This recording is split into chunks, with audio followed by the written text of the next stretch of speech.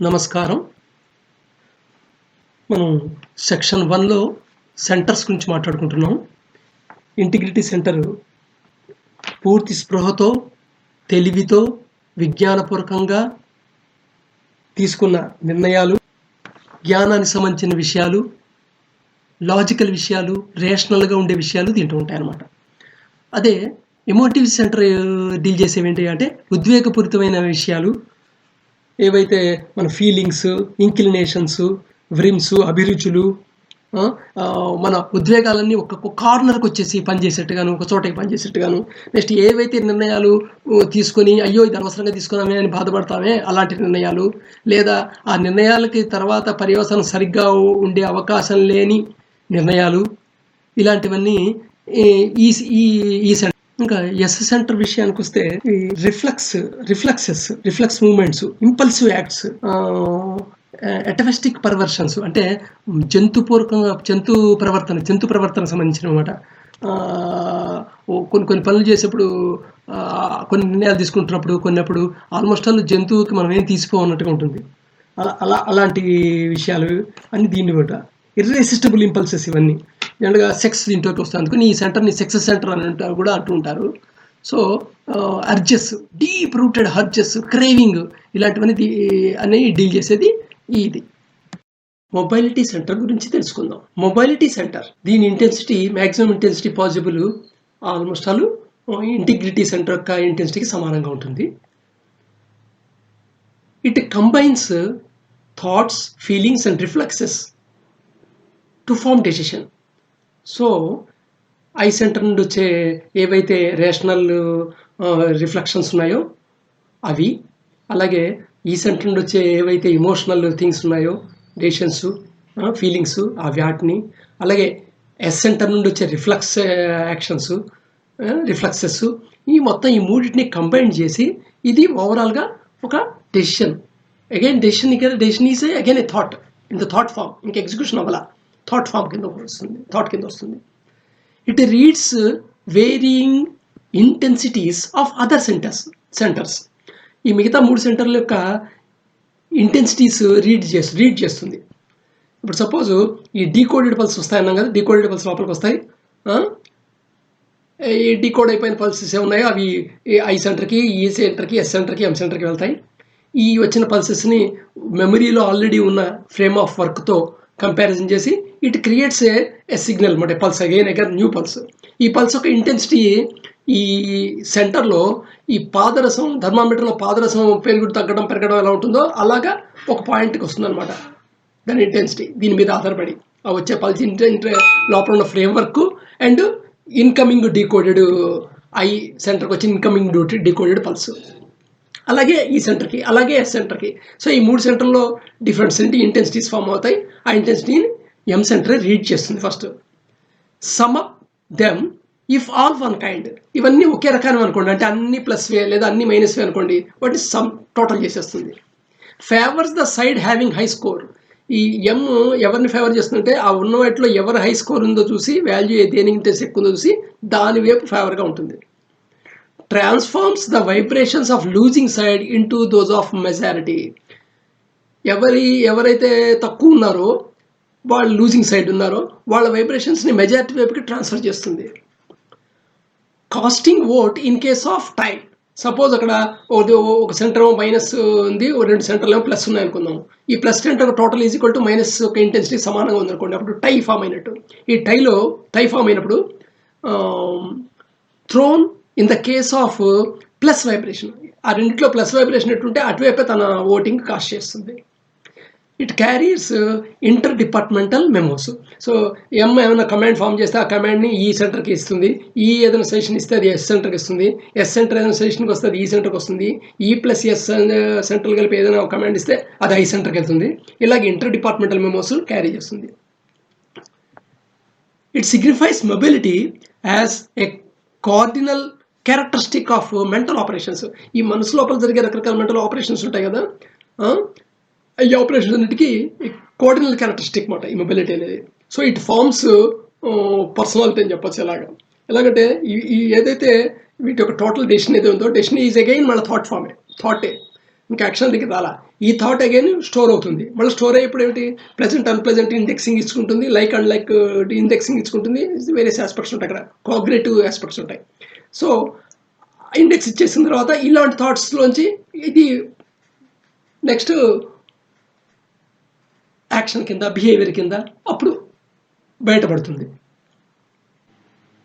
Example తీసుకొని ఎలా work చేస్తుందో, ఈ 4 సెక్షన్లు ఎలాగా ఒకదానితో వర్క్ చేస్తాయో, ఎలా ఇంటరాక్ట్ అవుతాయో అనేది చూద్దాము. సో సెన్సరీ సెంటర్స్ నుండి కోడెడ్ ఫామ్లో పల్స్ వస్తుంది. ఈ పల్స్ డిమోడ్యులేట్ అయ్యి విడివిడి ఈ పల్సెస్ కింద విడిపోతుంది. రెస్పెక్టివ్ సెంటర్స్గా పల్స్ చేరుతాయి. ఆ చేరిన పల్సు ఆ సెంటర్స్కి మెమరీకి లింక్ ఉంటుంది.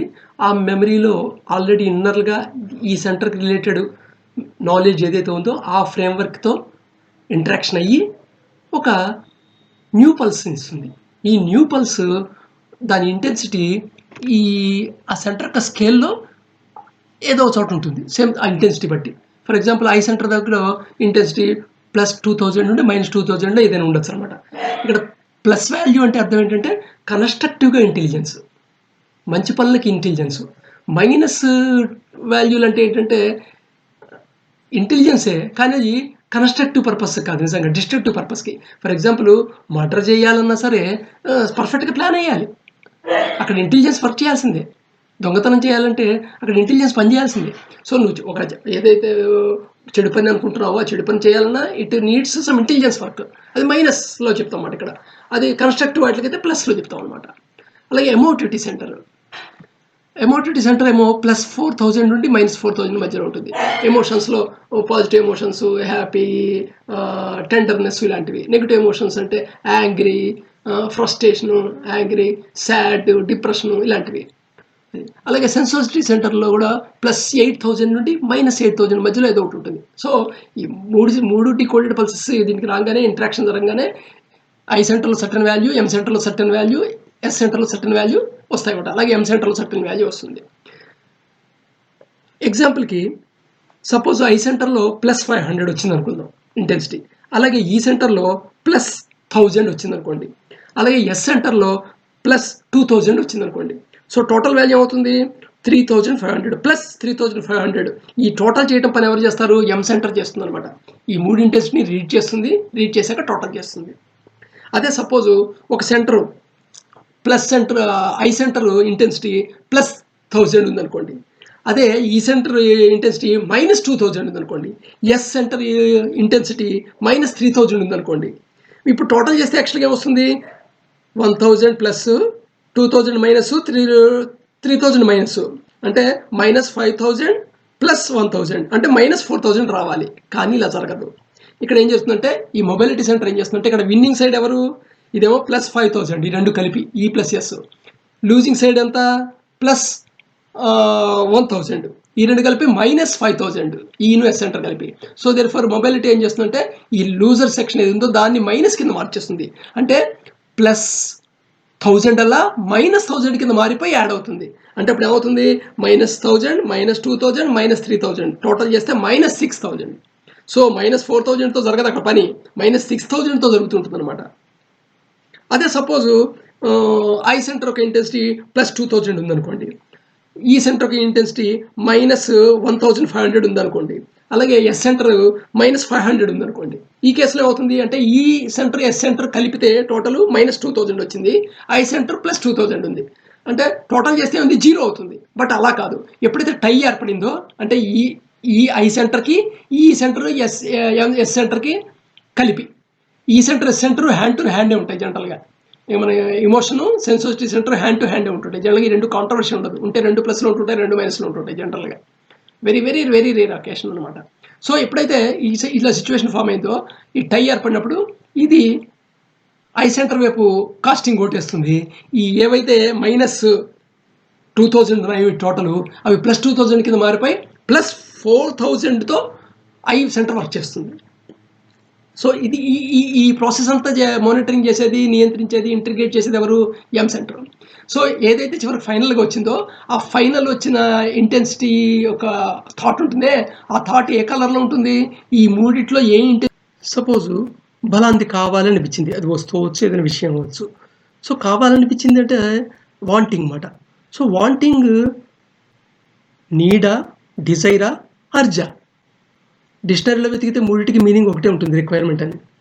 బట్ సపోజ్ ఇంటిగ్రిటీ యొక్క సెంటర్ ఇన్‌ఫ్లుయెన్స్ ద్వారా ఫలాంది కావాలనుకుంటే అది నీడ్. అదే సపోజు ఎమోటివిటీ సెంటర్ యొక్క ఇంటెన్సిటీ పరంగా అది కావాలి అనుకుంటే డిజైర్. అదే సపోజ్ సెన్సోసిటీ సెంటర్ పరంగా ఫలాంది కావాలి అనుకుంటే అది అర్జ్. అది తేడా.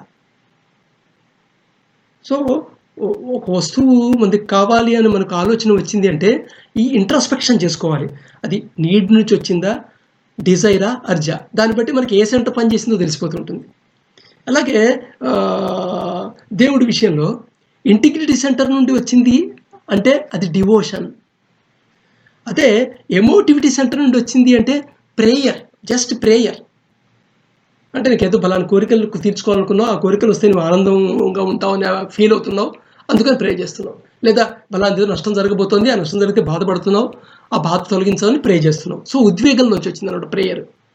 అదే సపోజు సెన్సోసిటీ సెంటర్ నుంచి బయటకు వచ్చింది అనుకోండి ఈ భక్తిభావం, అది ఎలా ఉంటుందయ్యా అంటే అది ఫెనటికల్గా ఉంటుంది, అంటే మతోన్మాదంగా ఉంటుంది. దానికోసం నువ్వైనా చస్తావు, ఎదుర్కొండవైనా చప్పడానికి రెడీ అయిపోతుంటావు. సో, ఏంటంటే ఇంటిగ్రిటీ సెంటర్ భక్తి అనేది ఇంటిగ్రిటీ సెంటర్ ద్వారా బయటకు వస్తే డివోషను, అది ఎమోషన్స్ ఎమోటివిటీ సెంటర్ నుంచి బయటకు వస్తేనేమో ప్రేయరు, సెన్సోసిటీ సెంటర్ నుంచి వేస్తేనేమో ఫెనటికల్ బిహేవియర్, మతోన్మాదం. సో, ఇది ఇంకో ఎగ్జాంపుల్ అనమాట. ఇలాగా యాక్చువల్గా ఎనీ విషయం ఏదైనా సరే, ఒకటి శరీరం లోపలికి పల్స్ వచ్చింది అంటే అది డికోడ్ అయిందంటే 3 సెంటర్ల ఇన్ఫర్మేషన్ ఉంటుంది అక్కడ. ఫర్ ఎగ్జాంపుల్ సినిమాలో సంథింగ్ రేప్ సీన్ జరుగుతుంది అనుకుందాం. ఇంటిగ్రిటీ సెంటర్ చెప్తుంది, అయ్యో ఇలా అయింది, ఇలా ఇంటే ఇలా జరుగుండేది కాదు, ఇలా అని వెంటనే నువ్వు ఆ క్యారెక్టర్లో ఇన్వాల్వ్ అయిపోయి నువ్వు దాని సొల్యూషన్స్ ఆలోచించేస్తుంటావు, ఇంటిగ్రిటీ సెంటర్. ఎమోటివ్ సెంటర్, అయ్యో అయ్యో పాపం క్రూరుడు కదా అని వాడి మీద కోపం, దీని మీద ఒక రకమైన సింపతి. సో, అది అది కాకుండా ఈ రెండు కాకుండా జాగ్రత్తగా ఇంట్రాస్పెక్షన్ చేసుకుంటే లోపల ఇంకోటి కనబడుతుంది. ఏమిటయ్యా అంటే you are enjoying the scene. నువ్వు ఆ సీన్ నువ్వు ఎంజాయ్ చేస్తున్నావు. ఈ ఎంజాయ్మెంట్ ఎక్కడి నుంచి వచ్చింది? సెన్సోసిటీ సెంటర్ నుంచి వచ్చింది. ఇది చాలా ఇంపార్షియల్గా సిన్సియర్గా మనం ప్రతి విషయంలో చూసుకుంటే ఈ 3 కనబడతాయి. ప్రతి విషయంలో ఈ 3 కనబడతాయి. దీన్ని మనం అనలైజ్ చేసుకోగలిగితే ఆటోమేటిక్గా మన ఫైనల్ థాట్ ఎలా ఉంది అనేది ఏంటంటే ఏ సెంటర్ ప్రిడామినెంట్ అయి వచ్చింది అంటే ఈ సెంటర్, ఈ సెంటర్, ఎస్ సెంటర్, వీటి యొక్క మధ్య ఉండే డైనమిక్స్లో ఏం జరిగింది అనేది తెలుస్తుంది మనకి ఆటోమేటిక్గా. సో, అదే ఇది మనం ఎప్పుడైతే మనం అవేర్నెస్లోకి వచ్చేసామో ఆటోమేటికల్లీ ఐ సెంటర్ ప్రిడామినెంట్ అయిపోతుంది, నీ నిర్ణయాలు కరెక్ట్గా ఉంటాయి. ఎప్పుడైతే నువ్వు అన్కాన్షియస్గా ఉండిపోయి దీని అబ్జర్వేషన్లో లేదు, అవేర్నెస్లో లేవో ఆటోమేటికల్లీ ఎం సెంటర్ ఏం క్యాలిక్యులేట్ చేసి ఇచ్చిందో అదే జరిగిపోతుంటుంది. ఇదన్నమాట డైనమిక్స్. నమస్కారం.